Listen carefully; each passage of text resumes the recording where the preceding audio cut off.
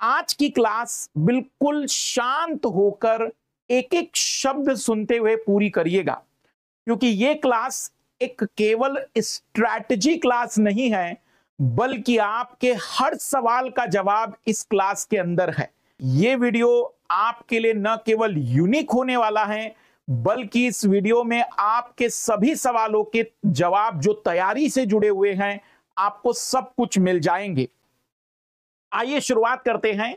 यह क्लास 2026 से लेकर तो 2030 तक के विद्यार्थी देख सकते हैं, क्योंकि इन सवालों को आप लोग हमेशा ही अपने सामने एक बैरियर के रूप में देखते होंगे और हर सवाल को आज हम पूरी तरह से सॉल्व करेंगे। तैयारी के दौरान जो बेसिक प्लान होता है, जैसे सभी लोगों को मैं पहले 5 मिनट में बता दूं कि यूपीएससी की तैयारी में आप सभी को पता होगा कि 3 स्टेप में यूपीएससी की परीक्षा होती है। पहली स्टेप को कहते हैं प्रिलिमिनरी टेस्ट, दूसरी स्टेप को कहते हैं हम लोग मेंस की परीक्षा, मुख्य परीक्षा, और तीसरा टेस्ट होता है इंटरव्यू, साक्षात्कार। इंटरव्यू की अगर हम बात करें तो इंटरव्यू मात्र आधे घंटे 30 से 45 मिनट की परीक्षा होती है। इसमें कुल आपको 275 मार्क्स में से नंबर दिए जाते हैं।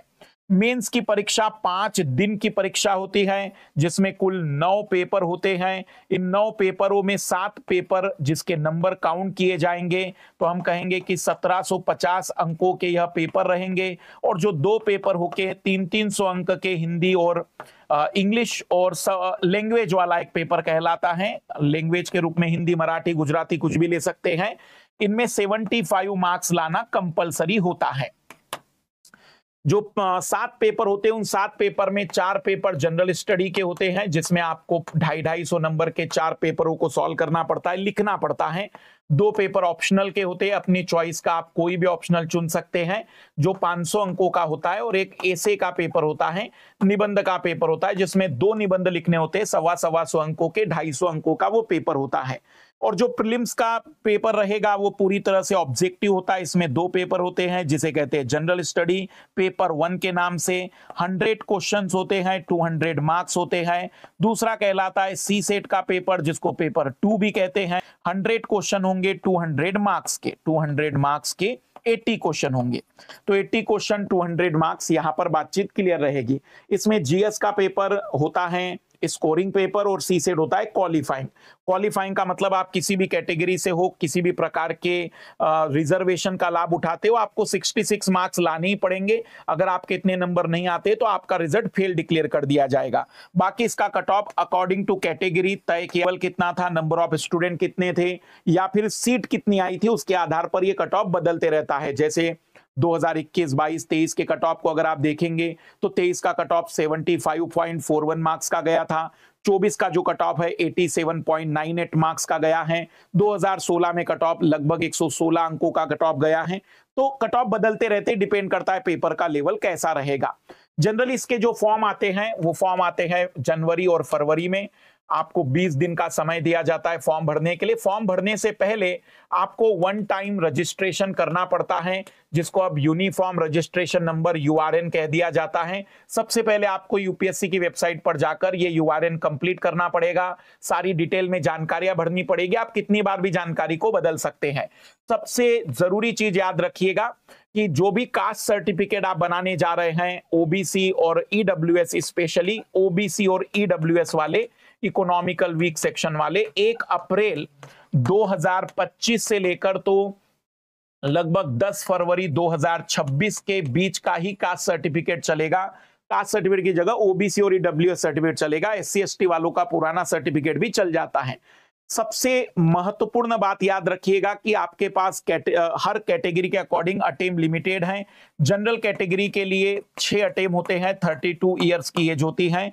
ओबीसी कैटेगरी के लिए 9 अटेम होते हैं, 35 ईयर्स की एज हो सकती है मैक्सिमम। सभी की मिनिमम एज 21 ईयर रहेगी। 1 अगस्त को एज काउंट की जाएगी। जैसे 2025 में अगर आप फॉर्म भरते हैं तो 1 अगस्त को, मतलब 25 का फॉर्म भरा होगा तो 26 का, तो 1 अगस्त 2026 को आपकी एज काउंट की जाएगी। एससी और एसटी के लिए अटेम की कोई लिमिट नहीं है। 21 से लेकर 37 ईयर्स तक वो कितनी बार भी दे सकते हैं। अब इसी तरीके से अलग अलग कैटेगरी में अटेम्प्ट की नंबर हमें देखने पड़ते हैं, जैसे फॉर्म आते हैं उसके अकॉर्डिंग हमें पता चलता है। ये एक बेसिक जानकारी है। लेकिन ये मुझे लगता है अधिकतर लोगों को पता होगी, फिर भी मेरा काम है, जीरो से शुरुआत कर रहे तो सब बताना। इस पूरी यूपीएससी की तैयारी में 4 हमारे सामने टारगेट है, 4 लक्ष्य हैं। 4 टारगेट कौन कौन से भाई, आइए इन 4 टारगेट लक्ष्यों को समझते हैं। सबसे पहला टारगेट होता है जनरल स्टडी, सामान्य अध्ययन, जो कि सबसे बड़ा, सबसे महत्वपूर्ण होता है और इसी कारण से आईएएस की तैयारी को सबसे बड़ी तैयारी माना जाता है। दूसरा टारगेट रहेगा ऑप्शनल का सब्जेक्ट, आप अपने चॉइस का एक वैकल्पिक विषय चुनते हैं, जो कि कोई भी सब्जेक्ट हो सकता है, आपके बैकग्राउंड से उसका कोई लेना देना नहीं होता है। तीसरी तैयारी आपको सी सेट की करनी है, क्योंकि सी सेट वर्तमान में इतना बड़ा बैरियर हो गया है कि जनरल स्टडी के कारण बच्चे फेल नहीं हो रहे हैं, बल्कि सी सेट के कारण फेल होते हैं। और चौथी तैयारी होती है करंट अफेयर की, जिसको हम हिंदी में समसामयिकी कहते हैं, समसामयिकी या करंट अफेयर।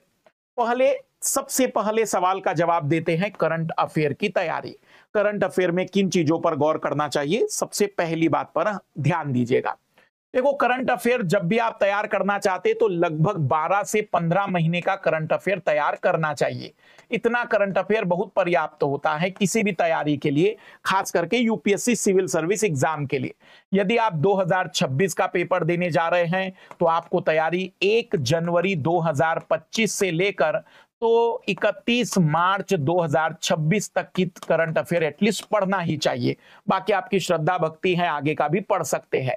मेंस आएगा तो और थोड़ा सा बढ़ा जाएगा। मेंस के समय हम 18 महीने का करंट अफेयर लेते हैं। अगर आप 2027 का एग्जाम देना चाहते हैं तो आपको 1 जनवरी 2026 से लेकर 31 मार्च 2027 तक का करंट अफेयर पढ़ना चाहिए। हर ईयर के अकॉर्डिंग अब आप अपने करंट अफेयर को डिसाइड कर सकते हैं कि करंट अफेयर में 12 से 15 महीने का करंट अफेयर पढ़ना होता है। सबसे पहली और इंपॉर्टेंट बात जो आपको अपने दिमाग में, अपने जहन में भर देनी है, अधिक करंट अफेयर पढ़ने वाला विद्यार्थी यूपीएससी सिविल सर्विस एग्जाम की परीक्षा में हमेशा फेल होता है। आप कहेंगे सर कैसी बातें कर रहे हैं। जी हां, बिल्कुल, मैं जो कह रहा हूं उस पर जरा गौर करिएगा। ये गारंटेड और दावे के साथ कही गई बात समझ लीजिएगा कि हम जो बात करने जा रहे हैं वो 100% सही है। करंट अफेयर में उस विद्यार्थी के सवालों के जवाब ज्यादा सही नहीं होते जो ज्यादा करंट अफेयर पढ़ता है, बल्कि उस विद्यार्थी के सवालों के जवाब ज्यादा सही होते हैं जो कम करंट अफेयर पढ़ता है लेकिन उसको रिवाइज बार बार करता है। क्योंकि करंट अफेयर में कई सारी बातें जिंदगी में पहली बार आ रही होती हैं। आप जियोग्राफी, पॉलिटी जब पढ़ेंगे तो कई बार कुछ कंसेप्ट पुनरावृत्त होते, दूसरे विषय में भी आ जाते हैं। लेकिन करंट अफेयर में रिपीटेशन होने की पॉसिबिलिटी, रिपीटेशन दैट मींस कि भाई वो जो टॉपिक है, वो जो मुद्दा है, आप उसे 10 बार नहीं पढ़ पाएंगे, तो उसे 10 बार पढ़ना जरूरी हो जाता है, रिवाइज करना जरूरी हो जाता है। कम करंट अफेयर पढ़िए लेकिन उसका दोहराव ज्यादा करिए, आपका सिलेक्शन करंट अफेयर के कारण रुकेगा नहीं। अब यहां बड़ा सवाल है कि सर फिर करंट अफेयर कौन सा पढ़ें। करंट अफेयर 4 तरीके के ऑप्शन आपके पास है। आप अगर करंट अफेयर को देखना चाहते हैं तो एक होता है डेली बेसिस करंट अफेयर,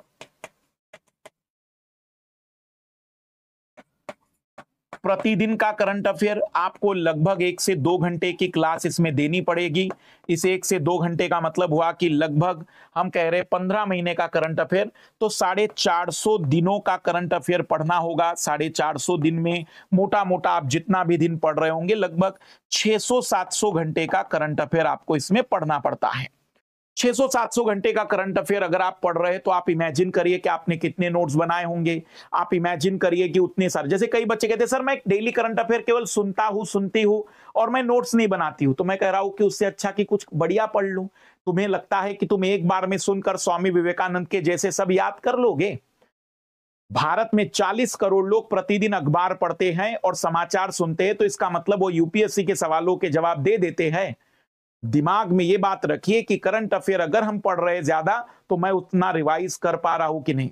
700 घंटे करंट अफेयर पढ़ने के बाद यदि आप रिवीजन कर पा रहे हैं तो मेरे हिसाब से आप उस करंट अफेयर का सही उपयोग कर रहे हैं, और यदि आप रिवाइज नहीं कर पा रहे तो आपसे ज्यादा समय बर्बाद दुनिया में किसी ने नहीं किया। कैसे? 700 घंटे तो पहले ही बर्बाद हो गए। रिवीजन न करने के कारण जो करंट अफेयर थोड़ा बहुत याद आ सकता था वो भी खत्म हो गया। मतलब आपने पूरी तरह से 0 बटे सन्नाटा जैसे काम किया है, किसी भी प्रकार की प्रोडक्टिविटी नहीं। तो सर क्या करंट अफेयर डेली नहीं करना चाहिए? आपकी चॉइस है। अगर आप रिवाइज कर सकते हैं, क्योंकि करंट अफेयर ज्यादा पढ़ने वाला सेलेक्ट नहीं होता है पर ज्यादा रिवाइज करने वाला सेलेक्ट होता है।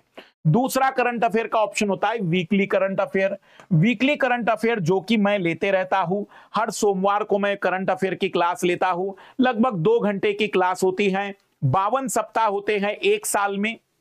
अगर 15 महीनों की अगर मैं बातचीत करूं तो लगभग 65 सप्ताह आप समझ लीजिए। हर सप्ताह में 2-2 घंटे की क्लास, तो 130 घंटे के आसपास या 140 घंटे के आसपास की कक्षाएं होगी। आप समझ सकते हैं कि लगभग 200 पेज के नोट्स बनेंगे। रिवीजन आप कर सकते हैं, और इस तरीके के रिवीजन के माध्यम से आप न केवल एक समरी बना सकते हैं बल्कि उनको रिपीट भी बार बार कर सकते हैं। तो एक बेटर ऑप्शन यही होता है कि आप वीकली करंट अफेयर को प्रेफर करें। इसलिए नहीं कि मैं कराता हूं, बल्कि इसलिए क्योंकि हमें रिवीजन का उतना टाइम करंट अफेयर में मिलना चाहिए। तीसरा होता है मंथली करंट अफेयर, जो लोग मैगजीन खरीद कर पढ़ लेते हैं, ये भी एक अच्छी चॉइस होती है। मंथली करंट अफेयर हम भी लेते हैं यूट्यूब पर। अगर आप मंथली करंट अफेयर कवर कर रहे हैं तो लगभग 3 से 4 घंटे का समय मंथली करंट अफेयर में लगता है। अगर हम बातचीत करें तो यहां पर 15 महीने की 15 कक्षाएं होगी। 3 घंटे के हिसाब से 45 से लेकर 50 घंटे की क्लास होती है। आपका जो मटेरियल है और भी कंसाइज हो जाएगा, और उसके अकॉर्डिंग आप उसका रिवीजन भी बार बार कर पाएंगे। याद रखिएगा, करंट अफेयर के लिए ज्यादा करंट अफेयर पढ़ना सिलेक्शन की कुंजी नहीं है, सिलेक्शन की नहीं है, बल्कि बार बार रिवीजन होना सिलेक्शन की है। यह भी एक अच्छा ऑप्शन होता है। और सबसे अंत में होता है ब्रह्मास्त्र, जो कि शुरुआत में यूज नहीं करना चाहिए, लेकिन भारत की अधिकतर विद्यार्थी वाली जो जनसंख्या है वो ईयरली करंट अफेयर पर ज्यादा भरोसा करती है। और ईयरली करंट अफेयर में ज्यादा से ज्यादा 30 घंटे की क्लास हो सकती है। 30 घंटे का बड़े मुश्किल से सिलेबस आता है, 30 भी बहुत ज्यादा बता दिया मैंने। मैं इसको 25 या 20 घंटे के सिलेबस में कन्वर्ट कर रहा हूं। अब 20 घंटे या 25 घंटे की आपने अगर इसमें क्लास कर ली ईयरली करंट अफेयर में, तो अब मैं आपको बता देता हूं कि आप रिवाइज तो अच्छे से कर लोगे, क्योंकि बहुत कम मटेरियल है, रिवीजन काफी अच्छा हो जाएगा। कोई करंट अफेयर का सवाल अगर इसमें से आ गया तो छूटेगा नहीं, इतनी गारंटी रहेगी। अब यहां यह बात समझनी होगी कि आपने 20 से 25 घंटे की जब क्लास ली, कंप्लीट की, तो आपको एक चीज क्लियर हो जाएगी कि 10 सवाल अगर आ जाते हैं, जनरली कभी 20 भी सवाल आते हैं करंट अफेयर के, 10 सवाल आते हैं तो ये विद्यार्थी 3 से 4 क्वेश्चनों के जवाब दे देगा।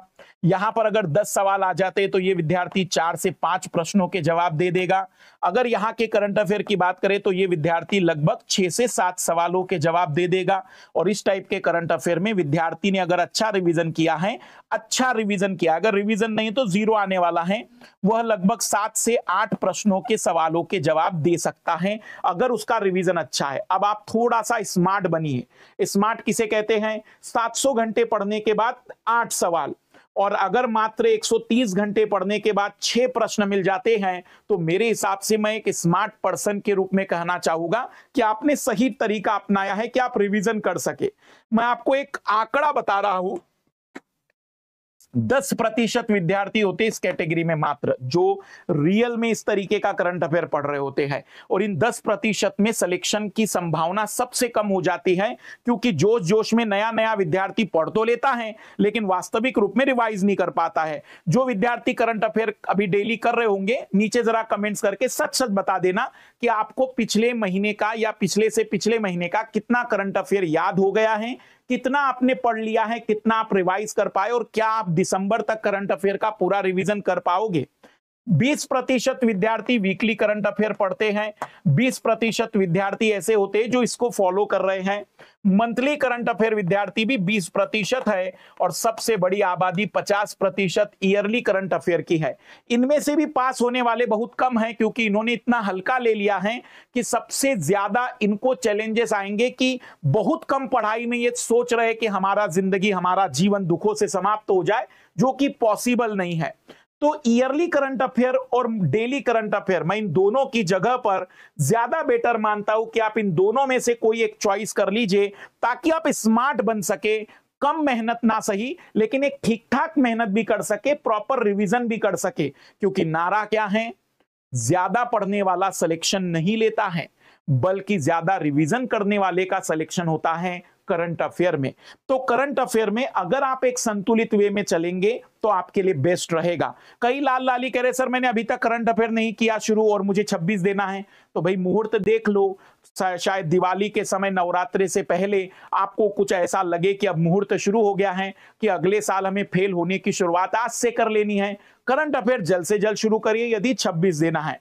27 वालों को मैंने बता दिया कि करंट अफेयर कब से शुरू करेंगे। 27-28 वाले बच्चे अगर करंट अफेयर सुन रहे हैं तो कोई दिक्कत नहीं है, लेकिन जहां मैंने कहा है कि करंट अफेयर शुरू कर देना है, वहां से नोट्स बनाने आपको स्टार्ट कर देने होंगे।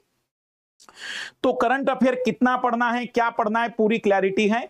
आप जैसा चाहे, क्लास से, यूट्यूब से देखना चाहते हैं, प्लस की क्लास से देखना चाहते हैं, आप अपने सेल्फ करना चाहते हैं, वो आपकी चॉइस है। बट मैं सजेशन देता हूं कि जितना हो सके टीचर की मदद से करंट अफेयर पढ़िएगा, क्योंकि थोड़ा जल्दी हो जाता है, समझाते हुए आगे बढ़ता है। कोई टीचर केवल रीडिंग नहीं करेगा, समझाते हुए बताएगा कि इसका कनेक्शन क्या होगा, इसका मीनिंग क्या रहेगा। तो ज्यादा बेटर है कि आप टीचर की मदद से करंट अफेयर को चुनिए। ये हो गए 100% विद्यार्थी जो करंट अफेयर की प्रिपरेशन करते हैं। कंक्लूजन क्या करना चाहूंगा मैं, 3 बातें। करंट अफेयर उस विद्यार्थी के प्रश्नों के जवाब ज्यादा सही नहीं होंगे जो ज्यादा पढ़ेगा, जो ज्यादा रिवाइज करेगा। और रिवीजन उसी चीज का हो सकता है जितना कि आपका रिवीजन करने की क्षमताएं है। कुछ लोगों की काबिलियत साल भर के करंट अफेयर को रिवाइज करने की है तो उसकी अद्भुत पावर है। कुछ लोगों की अगर स्मार्ट बनने की है तो उसकी अपना तरीका है। बेस्ट तरीका मंथली और वीकली में पसंद करता हूं। पहली बात क्लियर हो गई कि ज्यादा बार रिवीजन। दूसरी बात, मंथली और वीकली मेरी चॉइस है, आपकी अपनी मर्जी है। और तीसरी सबसे ज्यादा जरूरी बात है कि जब भी हम करंट अफेयर को पढ़े, एटलीस्ट शॉर्ट नोट्स जरूर बनाएं। शॉर्ट नोट्स नहीं बना रहे तो पीडीएफ बिल्कुल सीक्वेंस वाइज रखिए, या मैगजीन बिल्कुल आराम से संभाल कर रखिए जिसमें आपने निशान लगा के रखे हो, ताकि हम उस मैगजीन को तेजी से रिवीजन करते समय कंप्लीट कर सके। ये 3 बातें करंट अफेयर में आपको याद रखनी है। आई थिंक पहला जो सवाल था कि सर पूरा टारगेट है, इसमें 4 टारगेट में पहला टारगेट करंट अफेयर का है। मुझे लगता है कि मैंने आपके हर सवाल का जवाब दे दिया होगा, लेकिन फिर भी अगर किसी के जीवन में दुख रह गया है तो कमेंट्स कर दीजिएगा, या 31 जुलाई को आस्क मी एनीथिंग में पूछ लीजिएगा। अब बात करते हैं सीसेट पर। सीसेट की अगर मैं बात करूं तो इस पर मैंने काफी ज्यादा विस्तार से बातचीत की है, और मैं कल के दिन भी एक क्लास सीसेट पर पुनः लूंगा कि क्या बदल गया है सीसेट के अंदर। देखो, जब हम बात करते हैं CSAT civil service aptitude test की, 2011 में पेपर आया था, लेकिन 2025 तक आते आते इस पेपर ने सब कुछ बदल दिया है। तैयारी का तरीका बदल दिया है, तैयारी में आने वाले विद्यार्थियों की तादाद को बदल दिया है, सिलेक्शन होने वाले बच्चों की तादाद में बदलाव कर दिया है। पिछले 4 वर्षों में सीसेट का पेपर जिस तरीके का आ रहा है वो स्पष्ट रूप से खुली चुनौती खड़ा कर रहा है कि आप कैटेगरी वाइज जनरल स्टडी का जो पेपर होगा उसका तो कट ऑफ अलग अलग कर लेंगे, लेकिन आप किसी भी कैटेगरी के हो, आपको सीसेट में उतना ही कट ऑफ पार करना ही पड़ेगा, जो कि 66 मार्क्स का है। आउट ऑफ 200 आपको 66 मार्क्स लाने हैं। यहां पर पहली और इंपॉर्टेंट बात अब दिमाग में भर दीजिएगा, आपका कोई भी बैकग्राउंड हो, यदि आप आईआईटी और आईआईएम भी पास करके आ गए हो, और अगर आप यूपीएससी की प्रिपरेशन कर रहे हैं, तो आपका कोई भी बैकग्राउंड हो, मैथमेटिकल बैकग्राउंड हो या नॉन मैथमेटिकल, क्लास तो करना पड़ेगा। क्योंकि सीसेट केवल मैथ्स नहीं है, इसमें कॉम्प्रीहेंशन की तैयारी है, इसमें डेटा सफिशिएंसी की तैयारी है, इसमें रीजनिंग की तैयारी है, एक होलिस्टिक, एक कॉम्प्रीहेंसिव तैयारी है। तो पहली बात, आप किसी भी बैकग्राउंड के हो, कितना भी आपका मैथ्स अच्छा हो, अब आप सीसेट को हल करके ही जाना पड़ेगा, पढ़ के ही जाना पड़ेगा, प्रैक्टिस करके ही जाना होगा। वो जमाना चला गया जब आप बिना पढ़े सीसेट क्वालिफाई कर लेते थे। किसी भी बैकग्राउंड के हो, आपको सीसेट करना ही चाहिए। यदि आपका मैथ्स बहुत ज्यादा वीक है, कई बच्चों की शिकायत होती है कि सर मैथ्स बहुत वीक है, तो मैं कहूंगा कि वह 2 बार सीसेट को कवर करे। जैसे कि हम जनरली अगर 1 जुलाई अगस्त में बैच लेते हैं, जैसे अभी अगस्त में बैच आ रहा है, फिर दिसंबर में बैच आता है। मैं कहूंगा दोनों क्लासेस लीजिएगा, क्योंकि अगर आपने प्लस का सब्सक्रिप्शन लिया है तो आपको दोनों बैच मिल जाते हैं। यदि आपको केवल सीसेट सब्सक्रिप्शन चाहिए तो भी आपको वो दोनों बैच मिल सकते हैं। यदि आप बिल्कुल घर पर बैठकर भी अपने जैसे क्लासरूम जैसी तैयारी करना चाहते हैं जिससे फोकस आपका 100% हो सके, तो मैं आपसे कहूंगा कि आप कंप्लीट सीसेट की प्रिपरेशन जरूर करिए। खास करके वीक जिनका मैथमेटिक्स है, जिनको लगता है कि हाँ ये बहुत हर्डल है, एक बैरियर है, जिनका मैथमेटिक्स अच्छा है वो एक बार जरूर करके जाएंगे। या तो अभी अगस्त के महीने का बैच जो आ रहा है उसे कर लीजिए, फिर आगे प्रैक्टिस करते रहिएगा, या फिर दिसंबर के महीने का बैच कर लीजिएगा और फिर प्रैक्टिस करते चलिएगा। तो सी सेट किसी भी बैकग्राउंड के हो आपको करना ही पड़ेगा, अन्यथा वही समस्या रहेगी कि आपका जीएस क्वालिफाई हो जाएगा लेकिन आप सी सेट पास नहीं कर पाएंगे, 2-3 साल बर्बाद कर दोगे। तीसरी और इंपॉर्टेंट बात कि सीसेट में जितना हो सके पीवाईक्यू पर ज्यादा भरोसा करिए और पीवाईक्यू की प्रैक्टिस ज्यादा करिए, क्योंकि यह हमें बताएगा किस तरीके के प्रश्नों को एग्जामिनर पूछता है, एग्जामिनर का माइंडसेट क्या होता है इस सीसेट की तैयारी के लिए, क्या वो जानना चाहता है। क्योंकि इसमें कई सारी किताबें मार्केट में हैं जो एसएससी और बैंकिंग बेस्ड हैं, कई मास्टर भी आ गए हैं जो एसएससी बैंकिंग बेस्ड तैयारी करा रहे हैं, लेकिन सी सेट की तैयारी का अपना एक अलग तरीका है। उसमें केवल मैथमेटिक्स नहीं है, केवल रीजनिंग नहीं है, बल्कि एक होलिस्टिक वे की तैयारी जरूरी है और कॉम्प्रिहेंसिव तैयारी मार्केट में सबसे कम है। और इस कारण से मैं कहूंगा कि आप चाहे तो यूट्यूब पर अगर क्लास देख रहे हैं तो YouTube की क्लास को आप पूरी क्लास न मानिए। कई सारे विद्यार्थी मुझसे कहते रहते हैं कि सर आप YouTube पर क्यों नहीं कराते। देखो सिंपल सी सच्चाई यही है जो खुलकर बता रहा हूं, बताना तो नहीं चाहिए, सभी की रोजी रोटी का सवाल है। कंप्लीट कोई नहीं कराएगा, जो भी कंप्लीट कराने की बातें कर रहे होते हैं याद रखिएगा कि कंप्लीट नहीं हो सकता है। वो उस तरीके का फ्लो, एक तरीके से डेडिकेट स्टूडेंट, वो दोनों चीजों का कॉम्बिनेशन होता है जब चीजें पूरी होती है। फिर आप कहेंगे सर आप सीसेट कराते हैं यूट्यूब पर। अब मैं बता दे रहा हूं सच्चाई कि मैं सीसेट पर क्यों यूट्यूब पर कुछ कक्षाएं देता हूं। देखो मैं पिछले 15 वर्षों से सीसेट कंटिन्यू पढ़ा रहा हूं, पहली पीढ़ी का टीचर हूं सीसेट का। तो 2021 में मान लीजिए या 2022 में मान लीजिए कि मुझसे कुछ बच्चों ने सीसेट पढ़ा था। अब उन्होंने मुझसे पढ़ा था, मुझे फीस दे दी थी। अब वास्तविक रूप में उनका सिलेक्शन नहीं हो पाया, प्री निकला, मेंस नहीं निकल पाया, मेंस निकला, इंटरव्यू फाइनल सिलेक्शन नहीं दे पाया। तो मैं चाहता हूं कि उस बच्चे को अब फिर से फीस ना देनी पड़े। तो मैं YouTube पर क्या करता हूं कि लगभग 8 से 10 सेशन बढ़िया बना देता हूं, ताकि जिन सेशनों में नई चीजें आ रही होती हैं, नया अपडेशन ज्यादा होता है, मैं उनको वहां तक पहुंचा दूं, ताकि उस विद्यार्थी की तरफ मेरी जो ड्यूटी थी, जो नैतिक जिम्मेदारियां थी, मैंने वो पूरी कर दी है। यदि कोई विद्यार्थी फिर से करना चाहता है तो कोई आपत्ति नहीं है, उसे पूरा एक फ्लो मिल जाता है। पर एक मेरा प्रयास होता है कि भाई मैं सेपरेट तो किसी प्लेटफॉर्म पे नहीं पढ़ाता हूं, तो मैं YouTube पर कुछ सेलेक्टेड टॉपिक दे देता हूं। हर विषय में मेरा मकसद यही होता है, क्योंकि मुझे विद्यार्थी ने 2022-23 में अगर मुझसे पढ़ लिया था तो मैं कोशिश करता हूं कि 24-25 में उसे करंट अफेयर वाली बातें बता दूं, उसे एक्स्ट्रा चीज उस विषय में क्या नहीं आ गई है वो समझा दूं। इसी मकसद से मैं YouTube पर अधिकतर विषयों की क्लास लेता हूं। और आप उसमें कहते हैं सर कंप्लीट कराइए, कंप्लीट कराइए। कंप्लीट इसलिए नहीं हो सकता है क्योंकि पहला तो वो डेडिकेशन आप भी जानते हैं कि जो एक पेड स्टूडेंट के अंदर होता है वो अनपेड स्टूडेंट नहीं दे पाते हैं। आप भी सच्चाई जानते हैं, उसमें मतलब आपको लग रहा होगा कि नहीं सर मैं ऐसा नहीं हूं, पर रियलिटी ये है कि 95% का केस यही होता है। दूसरा, सबकी रोजी रोटी का सवाल है, पॉसिबल ही नहीं है कि सब कुछ आप YouTube पर प्राप्त कर सकते हैं। और तीसरा, तैयारी और यूपीएससी खास करके सिविल सर्विस एग्जाम में एक डिसिप्लिन चाहिए, वो डिसिप्लिन मैं खास करके YouTube पर कम पाता हूं। और यही कारण है कि मैं हमेशा फोकस करता हूं कि आप कहीं पर भी ऑनलाइन ऑफलाइन जहां पढ़ना हो, लेकिन एक प्रॉपर वे में चीजों को कवर करिए। अपना समय दे रहे हैं तो सही ढंग से दीजिए। ऐसे हल्के मन से यूपीएससी का प्री कभी नहीं निकलता, क्योंकि दुनिया की सबसे कठिन एग्जाम है। आपको क्या लगता है कि साधारण सी तैयारी में परीक्षा हो जाएगी? तो आइए सी सेट की समरी कर लेते हैं। सी सेट की समरी में पहली बात की पैटर्न बहुत बदल चुका है। जीएस से ज्यादा चैलेंजिंग सी सेट है और यही कट ऑफ तय कर रहा है। सी सेट ही कट ऑफ रियल में अब डिसाइडिंग हो गया है। सी सेट ही कट ऑफ डिसाइडिंग फैक्टर हो गया है। सी सेट ही कट ऑफ डिसाइड करता है, कट ऑफ डिसाइड करता है कितना ज्यादा और कितना कम जाएगा। डिसाइड करता है। दूसरा, किसी भी बैकग्राउंड के हो, आपको सीसेट की तैयारी करनी है, कहीं भी करो, आपको जहां पसंद हो, बस मैं एक शर्त रखूंगा, कॉम्प्रिहेंसिव तैयारी होनी चाहिए। मैथमेटिक्स तैयारी नहीं होती सीसेट की। कई सारे लोगों को लगता है कि मैथ्स पढ़ा दिया मतलब सीसेट पढ़ लिया, रीजनिंग पढ़ा दिया मतलब सीसेट पढ़ लिया। बकवास है। सीसेट एक होलिस्टिक 80 सवालों का पेपर है जिसमें 4 अलग अलग सेगमेंट है। जब आप चारों पढ़ेंगे तो तैयारी आपकी बेस्ट हो पाएगी। और जो तीसरी सबसे ज्यादा जरूरी बातचीत है कि जितना हो सके आप सीसेट में पीवाई के ऊपर ज्यादा भरोसा करिए, क्योंकि ये वो क्वेश्चन है जो हमें बताते हैं कि एग्जामिनर का टेस्ट क्या है। तो आई थिंक पहले सवाल का जवाब क्लियर हो गया होगा, करंट अफेयर। दूसरा सवाल क्लियर हो गया होगा, सीसेट। मैं आपको याद दिला दूं कि हम अपनी तैयारी के दौरान अब तीसरे सवाल पर है ऑप्शनल।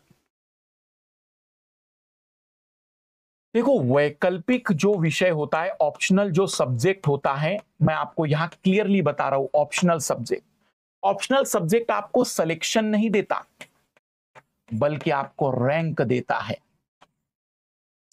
2021 से मैंने एक एक विद्यार्थी को देखा है, आप भी देख लीजिएगा।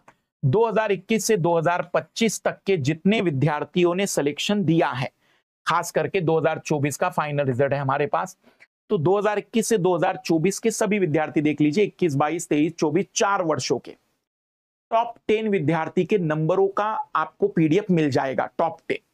और आपको एक सच्चाई पता चलेगी, मात्र 40 विद्यार्थियों में 2 विद्यार्थी या 3 विद्यार्थियों को छोड़ दीजिए जिनको मैंने देख लिया है कि उनके ऑप्शनल में उतने नंबर नहीं थे, फिर भी अच्छी रैंक आ गई। लेकिन 35, 36, 37 स्टूडेंट ऐसे हैं जिनके टॉप 10 में रैंक आने का कारण उनका ऑप्शनल था। देखो, ऑप्शनल केवल एक सब्जेक्ट नहीं है, एक बड़ा डिसीजन है कि आप अच्छी रैंक लाएंगे कि खराब रैंक लाएंगे। ऑप्शनल एक बड़ा डिसीजन है जो आपकी रैंक डिसाइड करता है। जिस विद्यार्थी के 500 में से 270 नंबर आ जाते हैं या उससे ज्यादा नंबर आ जाते हैं, मान लीजिएगा कि वो रैंक लेकर आएगा ही, क्योंकि जीएस में एवरेजन 400 नंबर आ गए, बहुत बड़ी बात मान ली जाती है पूरे 1000 नंबरों में से। इसलिए ऑप्शनल की तैयारी आप बहुत अच्छे से करिए, बहुत बढ़िया से करिए। मैं एक शॉर्टकट बता रहा हूं जिसके कारण पिछले लगभग 12-13 वर्षों से मैं गारंटेड, जो बच्चे तैयारी कर रहे होते हैं ऑप्शनल में, खास करके जो मेरे पास आते हैं कि सर हमारे ऑप्शनल में बड़े चैलेंजेस है, कोई भी ऑप्शनल हो, मैं उनको जो तरीका बताता हूं वो गारंटेड ऑप्शनल में 270 प्लस लेकर आते हैं। ये तरीका थोड़ा शॉर्टकट जैसा है, कुछ लोग आर यू सीरियस कह सकते हैं, लेकिन तैयारी की सच्चाई यही है। मान लीजिए कि आपका पीएसआईआर ऑप्शनल सब्जेक्ट है, तो 2013 से नया पैटर्न है, 2024 तक के आपके पास कुल 12 वर्षों के पेपर है। ध्यान से सुनना मैं जो बताना चाह रहा हूं। तो आप जरा पीएसआईआर को ध्यान से देखना। पीएसआईआर में जो सेक्शन ए होता है, जो फिलोसोफर थिंकर्स का होता है, उसमें 4 प्रश्न आते हैं एक प्रश्न में, फिर और 3-3 प्रश्न होते हैं, कोई 10-20 नंबर का, कोई 15 नंबर का, ऐसा, पर 4 प्रश्न होते हैं। अगर आप 12 वर्षों के पेपर के 4-4 प्रश्न देखेंगे तो 48 क्वेश्चन सेक्शन ए में होंगे और 48 क्वेश्चन इसी पेपर के सेक्शन बी में होंगे। देखना, मैं आपको एक शॉर्टकट बता रहा हूं। अब मैं आपको ओपन चैलेंज दे रहा हूं। अभी 2025 मेंस का पेपर तो आया नहीं है, और मैं आपको एक खुली बात बता रहा हूं, आप अपने पीएसआईआर जिनसे पढ़ रहे पढ़ लीजिए और सेक्शन ए के 48 क्वेश्चन करके चले जाइए जो पीवाईक्यू आए हुए बढ़िया से। वो 48 नहीं होंगे, लगभग वो 100 क्वेश्चन होंगे, क्योंकि एक एक क्वेश्चन में 2-2, 3-3 क्वेश्चन होते हैं। आप करके देख लीजिएगा, 2025 का पूरा सेक्शन है आपको इसी में से मिल जाएगा। सेक्शन बी में कुछ नए सवाल जरूर मिल जाएंगे, लेकिन फिर भी उसमें से भी कुछ सवाल रिपीट मिलेंगे, क्योंकि इतनी डाइवर्सिफाइड क्वेश्चन आपने कर लिए हैं। अगर कोई नया भी आ गया तो आपके पास इतना मटेरियल है कि आप बढ़िया से उस सवाल का जवाब लिख सकते हैं। ये मैं शॉर्टकट बता रहा हूं। आप हिस्ट्री में ट्राई करके देख लो, आप ज्योग्राफी में ट्राई करके देख लो मेरी ये ट्रिक्स, सोशियोलॉजी में ट्राई करके देख लो, फिलोसॉफी में ट्राई करके देख लो, आपको गारंटी मिल जाएगी कि सर ने बताया था और बिल्कुल सही निकला है। आप इसी साल का पेपर देख लेना। बस मेरा जो कहना है 2013 से 2024 के मेंस का एक एक क्वेश्चन आप तैयार करके अपनी कॉपी में नोट करके बढ़िया से लिख दीजिए, उसके आंसर लिख दीजिए, मॉडल आंसर बना लीजिए, सॉल्व पेपर मंगवा के बना लीजिए, चैट जीपीटी यूज करके बना लीजिए, लेकिन तैयार करके रख लीजिए। आप कहेंगे कि महोदय पूरी तरह से सेट होती है बात, बस ये वीडियो यूपीएससी तक ना पहुंचे। अगर ये वीडियो यूपीएससी तक पहुंचा तो शायद संभावना है कि चीजें बदलेगी, लेकिन अभी तक जो मैं आपको हिंट बता रहा हूं, ऑप्शनल में ये सबसे बेहतरीन तरीका होता है। देखो, ऑप्शनल सब्जेक्ट को चुनते समय बस कुछ चीजें मैं मना करता हूं। पहला, कई बच्चों का साइंस बैकग्राउंड होता है, जैसे उनका बीएससी होगा, एमएससी होगा, बीटेक होगा, तो वे कहते हैं कि सर हम साइंस वाले ऑप्शनल लेना चाहते हैं, तो मैं सीधा मना करता हूं। जबकि मेरा खुद का केमिस्ट्री ऑप्शनल था साइंस वाला प्रीलिम्स में। मैं क्यों मना करता हूं? क्योंकि बहुत बड़ा सब्जेक्ट होता है लंबाई वाइज, बहुत मेहनत करनी पड़ती है उसमें, और उसका जीएस से कोई लेना देना नहीं। उतनी ही मेहनत में कोई पब्लिक एडमिनिस्ट्रेशन फिलोसॉफी वाला सब्जेक्ट आप 4 बार उतार कर 4 बार लिख दोगे उसको इतने टाइम में। कोई बुराई नहीं है, साइंस के सब्जेक्ट में नंबर अच्छे आते हैं, लेकिन हार्ड वर्क बहुत ज्यादा है। उससे कम में, या जितना हम उस सब्जेक्ट को पढ़ने में टाइम दे रहे उतने में पूरा जीएस और ऑप्शनल सब कवर हो जाता है। इसलिए मेरा पहला सजेशन होता है, हाँ मैं उनको मना नहीं कर रहा हूं जिनके रगों में साइंस बह रहा हो। जैसे भाई आज भी आप पेपर देखते हैं, अभी आपने तैयारी नहीं की, लेकिन मैथमेटिक्स के 2 क्वेश्चन हल कर सकते हैं, बायोलॉजी में जूलॉजी के 2 क्वेश्चन हल कर सकते हैं, बोटनी के 2 क्वेश्चन, केमिस्ट्री के, फिजिक्स के आज भी हल कर सकते हैं बिना तैयारी के, तो आपके लिए साइंस का सब्जेक्ट ऑप्शनल के रूप में अच्छा है। मेरे हिसाब से आपने ऑप्शनल वही चुनना चाहिए फिर, क्योंकि आपका साइंस बहुत अच्छा है, रगों में बहना चाहिए। दूसरी चीज, ऑप्शनल में देखा देखी मत करिए। ऑप्शनल के लिए ज्यादा जरूरी ऑप्शनल का अच्छा होना जरूरी नहीं है, ऑप्शनल पढ़ाने वाले टीचर का अच्छा होना जरूरी है। देखो, अगर टीचर अच्छा रहा ना, वो घटिया से घटिया ऑप्शनल को भी इतना इंटरेस्टिंग और मजेदार बना देगा कि आप कहोगे कि सर मजा आ गया। और अगर टीचर अच्छा नहीं रहा ना, तो अच्छे से अच्छे ऑप्शनल की भी वो वाट लगा देगा। कहने का अभिप्राय ये है, टीचर आपके पास अगर अच्छा है किसी सब्जेक्ट का ऑप्शनल का, तो सोचे नहीं, जो वो पढ़ा रहे पढ़ लीजिए, क्योंकि वो आपको ऑप्शनल बढ़िया करा देंगे। ऑप्शनल में इंपॉर्टेंट होता है टीचर का बढ़िया होना, और यकीन मानिए अगर उसमें आपको इंटरेस्ट भी आ गया, आपको पसंद भी है वो सब्जेक्ट, फिर तो 4 चांद लग गए। इसलिए आपकी तैयारी बेस्ट होगी। एक छोटा सा यहां बदमाशी वाली बात बता रहा हूं। मुझसे बच्चे पूछते, सर फलाना ऑप्शनल में कौन सी किताब है, फलाना ऑप्शनल में कौन सी किताब है। पढ़ना हो तो पढ़ लेना, पर मेरा हमेशा मानना रहा है, अगर ऑप्शनल में हम टीचर के नोट्स बढ़िया से पढ़ लेंगे, एक और टीचर के, उसी ऑप्शनल को पढ़ाने वाले टीचर के नोट्स भी एक बार देख लेंगे, तो हमने 2 महानुभव जो 10-10 साल से ऑप्शनल पढ़ा रहे हैं, उनके नोट्स पढ़ लिए हैं। मुझे जितना पढ़ना था मैंने पढ़ लिया है, बाकी पीवाईक्यू के बलबूते मैं सिलेक्शन लेकर जाऊंगा। भले ही सिलेक्शन के बाद तुम्हारे नंबर अच्छे आ जाएंगे, तो झूठ मूठ के कुछ नाम याद रख लेना, जैसे वर्तमान में चलते रहता है। आपको आधे से ज्यादा टॉपर बताएंगे एनसीईआरटी जरूर पढ़ो। हमने पूछा तुमने पढ़ा था? सच्चाई ये है कि वो भी नहीं पढ़ते हैं, पर बोलने के लिए, क्योंकि जब मिल जाता है तो आदमी रुकता थोड़ी है, जैसे मैं रुकता थोड़ी हूं। कहने का अभिप्राय ये है कि वास्तविक रूप में तरीके यही है स्मार्ट बनने के। अगर आप सच में रैंक चाहते तो ऑप्शनल का डिसीजन बहुत अच्छा लीजिए, टीचर पहले सेलेक्ट कर लीजिए, और मैंने जो तरीका आपको बताया ऑप्शनल को बेस्ट करने का, उसे आप तय कर लेंगे तो आप चीजें ज्यादा बेहतर तरीके से कर पाएंगे। अब आ रहे हैं आखिरी सवाल के जवाब पर। पहला था करंट अफेयर, दूसरा था करंट अफेयर के बाद पहला करंट अफेयर, दूसरा सीसेट, तीसरा ऑप्शनल। अब आते हैं सबसे महत्वपूर्ण सवाल जीएस पर। देखो, जनरल स्टडी ये तो आत्मा है यूपीएससी सिविल सर्विस एग्जाम की, पर जनरल स्टडी में भी हम थोड़ा सा इसे सेगमेंट वाइज डिवाइड कर रहे हैं। आप 26-27 जब भी एग्जाम देना चाह रहे हैं, मेरी बात पर जरा गौर करिएगा। मैं समझाना क्या चाहता हूं वो ज्यादा इंपॉर्टेंट है कि आप कितनी बात क्लियरली समझ पा रहे हैं। इधर ध्यान दीजिएगा सभी लाल लाली। जीएस के पेपर या जीएस के सभी सेगमेंट को मैं 4 हिस्सों में डिवाइड कर रहा हूं। Segment 1, segment 2, segment 3, segment 4। Segment 4 वो जीएस है जो आप प्री पास होने के बाद ही पढ़ेंगे तो कोई दिक्कत नहीं है। अभी उसका लोड मत लीजिए, अपने दिमाग से निकाल दीजिए कि उनको पढ़ना है। कौन कौन से विषय महोदय? सबसे पहला ए से निबंध। अभी से बच्चे पहले दिन की क्लास में सर निबंध कब मेरा तैयार होगा? अरे गधे, पहले जीएस तो पढ़ ले। अरे लालो लाल लालियो, पहले पढ़ तो लो कि जीएस में क्या चीज इंपॉर्टेंट है, कितनी इंपॉर्टेंट है, उसे तो कवर कर लेते हैं। फिर ऐसे जैसी बात को, निबंध जैसी बात को, उसके कंसेप्ट को, उस थीम पर बताई गई बातों को समझ पाएंगे। पीटी पास करने के बाद 30-40 घंटे की क्लासेस होती है ज्यादा से ज्यादा, बाकी प्रैक्टिस सेशन है। आप प्रैक्टिस करना चाहे तो जीएस की तैयारी के बाद भी कर सकते हैं, लेकिन प्रॉपर क्लास करना चाहे तो पीटी पास होने के बाद करिएगा। डिजास्टर मैनेजमेंट जैसा सब्जेक्ट हो गया, इंटरनल सिक्योरिटी जैसा सब्जेक्ट हो गया, या फिर सोशल जस्टिस या इंडियन सोसाइटी जैसा सब्जेक्ट हो गया, इन 4 चीजों को तो मैं कहूंगा अभी आप साइड में रखिए। पर यदि आप 23-24 मेंस लिख चुके हैं कभी, या प्रीलिम्स दे चुके हैं, इंटरव्यू दे चुके हैं, तो आप कवर कर लीजिए। ये फर्स्ट अटेम्प्ट जो दे रहे होंगे, जो बिल्कुल जीरो से अभी तैयारी कर रहे हैं, मैं उनके लिए कुछ बात बता रहा हूं। तो आप चौथे सेगमेंट में तो दिमाग से पूरी तरह से निकाल दीजिएगा कि भाई हमें ये अभी तो बिल्कुल भी नहीं करना है। अब आते पहले पर।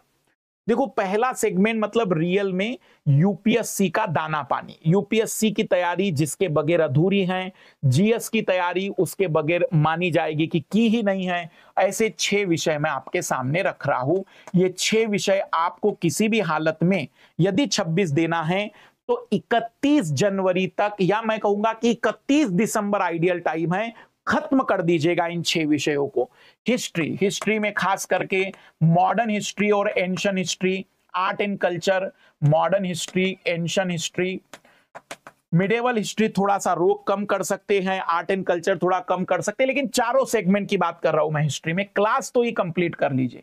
दूसरा है ज्योग्राफी। ज्योग्राफी का मतलब overall physical, Indian, mapping, human, economical geography, सब कुछ आपको यहां कंप्लीट कर देना चाहिए। ज्योग्राफी में यदि आपने सब कवर कर लिया है तो यही विषय को पूरा कहना कहलाएगा। तीसरा है पॉलिटी, चौथा है इंडियन इकोनॉमी, पांचवा है इंडियन इकोनॉमी के बाद इकोलॉजी एंड एनवायरमेंट, छठवा है साइंस एंड टेक्नोलॉजी, छठवा है साइंस एंड टेक्नोलॉजी, जिसको हम कहते हैं कि सिलेबस हो गया आपका। तो किसी का सिलेबस कभी पूरा नहीं होता, लेकिन जब मैं कहूंगा कि सिलेबस हो गया मतलब ये 6 विषय पूरे होने चाहिए। अगर ये 6 विषय आपके पूरे हो गए हैं तो यकीन मानिए कि अब आपने अपनी रिवीजन को स्टार्ट कर देना चाहिए। सवाल का जवाब आपको यहां मिल गया होगा। कई बच्चे पूछते सर रिवीजन कब करेंगे? जब ये 6 विषय पूरे हो जाएंगे। जब भी 6 विषय पूरे हो जाए रिवीजन शुरू कर दिया करो। जिनके हो चुके वो रिवीजन शुरू कर ले, जिनके नहीं हुए वो अपने सब्जेक्ट को पूरा करे। रिवीजन शुरू करने के लिए 6 विषय का पूरा होना जरूरी है। इसके लिए डेडलाइन में 31 दिसंबर रख रहा हूं, बेस्ट टाइमिंग है। जनवरी तक भी चला जाए तो घबराना नहीं, लेकिन 31 दिसंबर अच्छा टाइम है। फिर आता है आईआर, जनरल साइंस, एथिक्स और ऑप्शनल।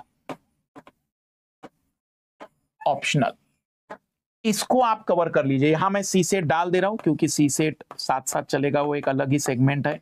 करंट अफेयर साथ साथ चलेगा, वो एक अलग ही सेगमेंट है।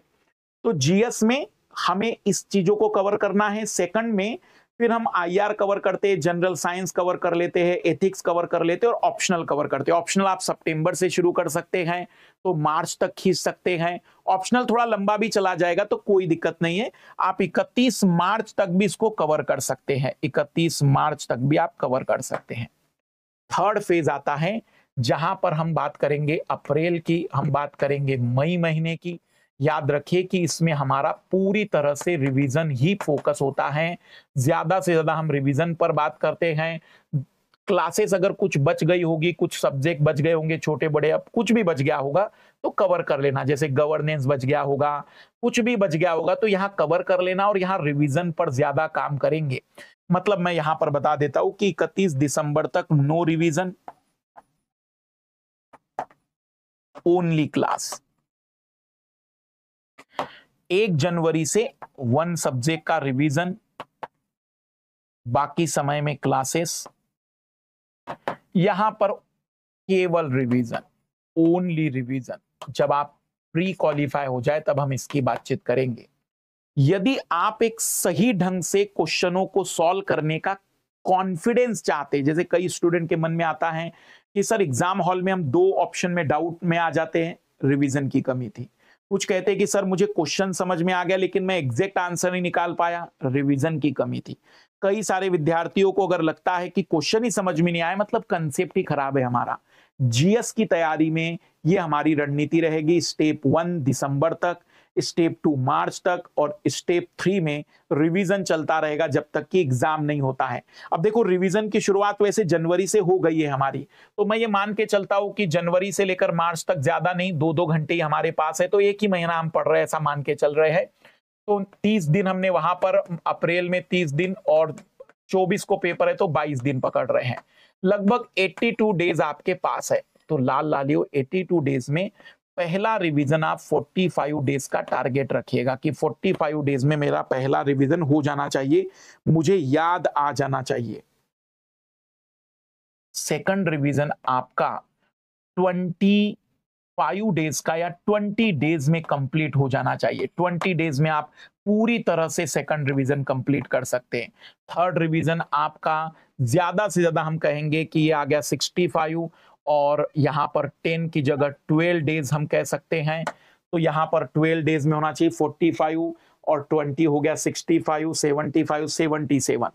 और आखिरी रिवीजन, चौथा रिवीजन आपका 5 डेज में, जिस दिन लाल लालियो, जिस दिन पूरे सिलेबस को 5 दिन में रिवाइज करने की काबिलियत आ गई, समझ जाओ कि आप एक बेहतरीन आइडियल विद्यार्थी बन गए हैं।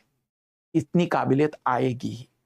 यहां रिवीजन का मतलब एथिक्स के रिवीजन की बात नहीं कर रहा हूं। रिवीजन का मतलब ये 6 सब्जेक्ट के रिवीजन के अलावा आईआर का रिवीजन है, जनरल साइंस का रिवीजन है, करंट अफेयर का रिवीजन है, सीसेट का रिवीजन है। ऑप्शनल का रिवीजन नहीं कह रहा हूं, एथिक्स का रिवीजन नहीं कह रहा हूं, ऐसे सब्जेक्ट का रिवीजन नहीं कह रहा हूं जो केवल और केवल मेंस में आते हैं। मैं उन सब्जेक्ट के रिवीजन की बात कर रहा हूं जो प्री और मेंस या तो दोनों में आते हैं या केवल प्री में आते हैं। यकीन मानिए अगर आपने रिवीजन 4 बार कंप्लीट कर दिया और आखिरी रिवीजन आप पूरे 5 दिन में सिलेबस को रिपीट कर पाए तो आपके अंदर एक कॉन्फिडेंस आएगा कि अब चीजें आपको रिकॉल होना शुरू हो गई है। एक बड़ी प्रॉब्लम मैं आपके सामने डिस्कस कर रहा हूं और आपको फील होगा कि हाँ ये प्रॉब्लम आप में से कई लोगों ने देखी होगी। कई बार विद्यार्थी कहते हैं कि सर मैं जब विषय पढ़ रहा हूं तो तब मेरे सब समझ में आता है, लेकिन जब मेरा विषय खत्म हो जाता है और फिर मैं दूसरा विषय पढ़ता हूं तो मेरे पिछले विषय मुझे याद ही नहीं रहता है। किसी को नहीं याद रहता है, सबके साथ ये प्रॉब्लम है। देखो जब आप ए विषय पढ़ रहे होते हैं, इमेजिन करिए कि ए विषय मतलब ज्योग्राफी आप पढ़ रहे थे, ज्योग्राफी का विषय आप पढ़ रहे थे।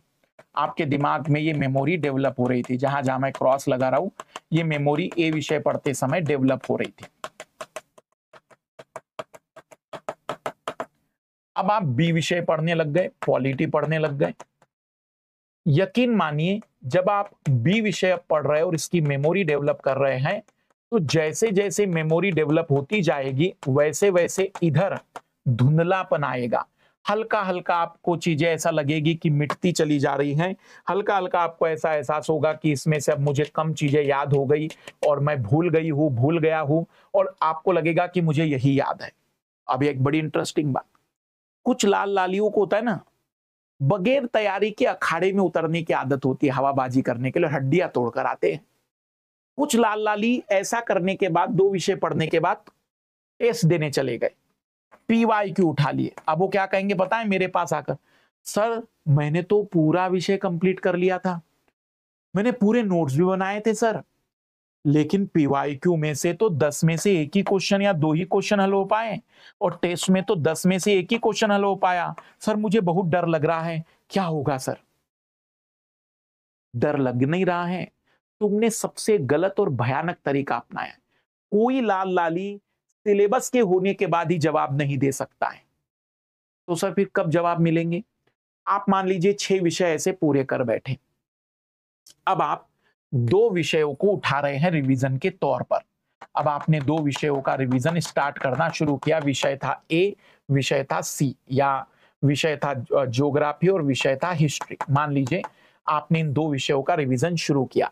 अब आपकी मेमोरी में धीमे धीमे कुछ परमानेंसी आ रही है, दोनों विषय एक दूसरे को कनेक्ट होना भी शुरू हो रहे हैं, करंट अफेयर भी शुरुआत हो रही है।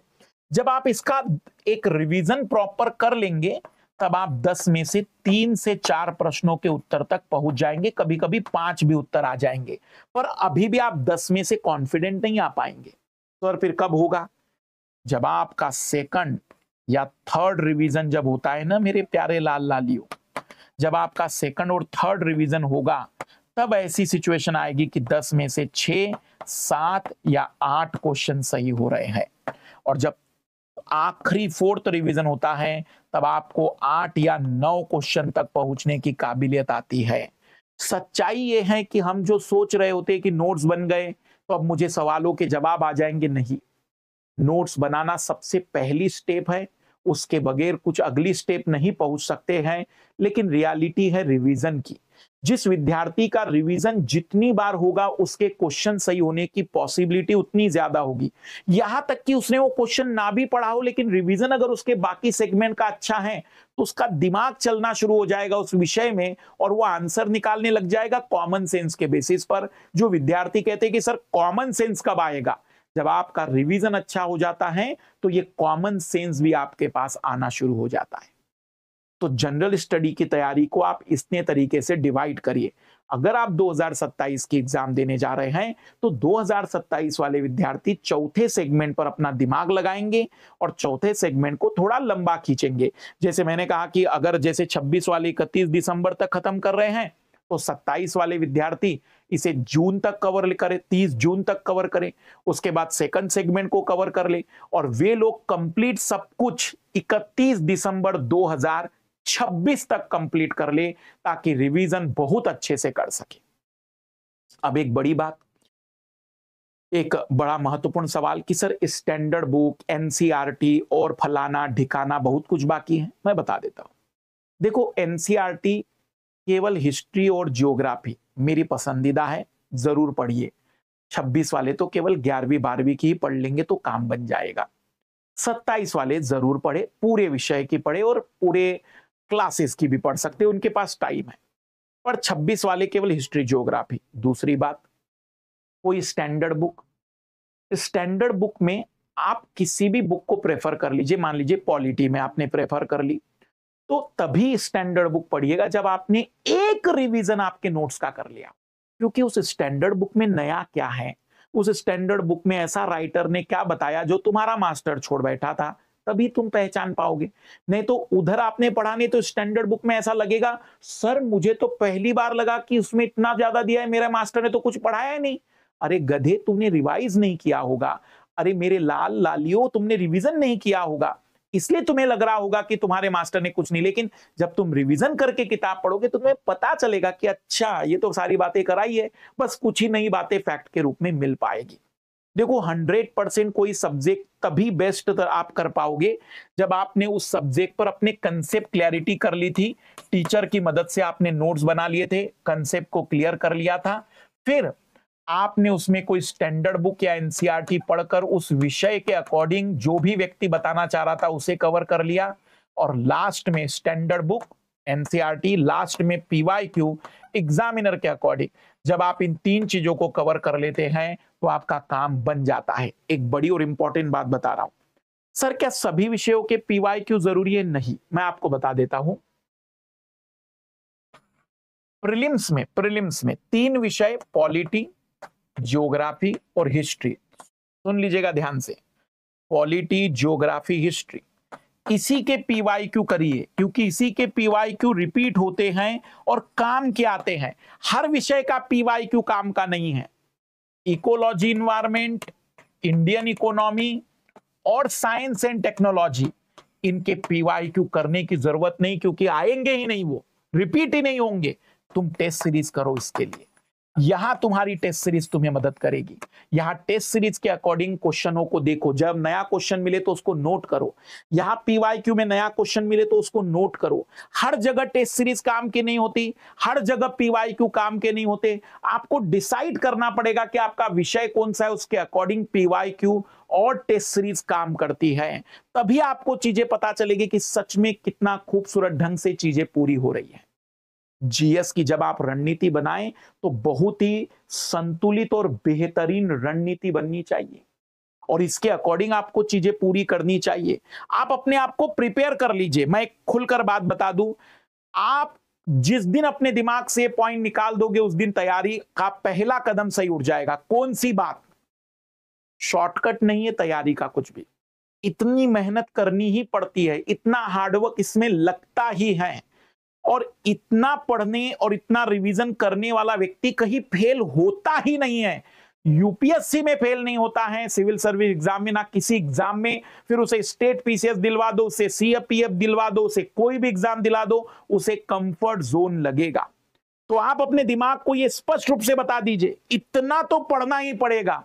और अगर नहीं पढ़ सकते हैं तो एक बार पुनः घर वालों से माफी मांग लीजिए, कह दीजिए कि मैं गलत रास्ते पर आ गया था, आज मुझे आत्मज्ञान की प्राप्ति हुई है, मैं क्षमा प्रार्थी हूं, आपके पैसे जो गए होंगे मैं मेहनत करके लौटा दूंगा, जिंदगी बड़ी खूबसूरत है, कुछ ना कुछ बेहतर कर लोगे।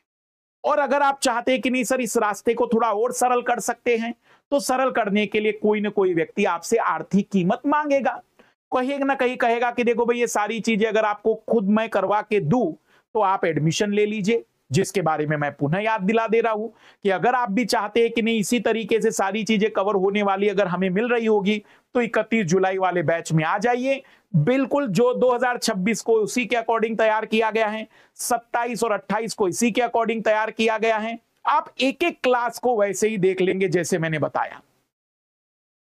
आप कहेंगे कि सर यहां तो मार्केटिंग कर रहे हैं। देखो भाई, या तो खुद इतनी मेहनत के लिए तैयार हो जाऊं कि तुम्हारा एक एक रुपया बच जाए, या फिर किसी की मदद लेकर अपनी मेहनत को स्मार्ट बना लो कि आप मुझे बता दीजिए, कंप्लीट करा दीजिए नोट्स वोट्स, बाकी रिवीजन करना, प्रैक्टिस करना मैं खुद कर लूंगा, खुद कर लूंगी। आपका स्वागत है। तो ऑप्शन है आपके पास, आपकी चॉइस है। अगर हार्डवर्क करने का मन है, अगर आपका एटीट्यूड, आपकी मनोवृत्ति, अभिवृत्ति आपको प्रेरित कर रही कि नहीं ये एग्जाम आपके लिए बना है, आप इसमें बढ़िया कर सकते हैं, तो ही एंटर करिएगा।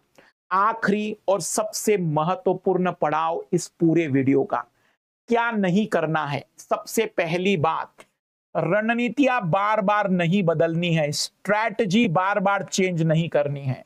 दूसरी बात, बार बार एक ही विषय नहीं पढ़ना है। सर पॉलिटी बड़ा अच्छा लगता है, यूट्यूब पर भी पॉलिटी देखता हूं मैं, प्लस और आइकॉनिक में भी पॉलिटी देखता हूं, किताब भी पॉलिटी की पढ़ रहा हूं, एनसीईआरटी भी पॉलिटी पढ़ रहा हूं, पीजी भी मैं पीएसआईआर में कर रहा हूं, तो मेरे गंदे लाल पीएचडी कर ले पॉलिटी में।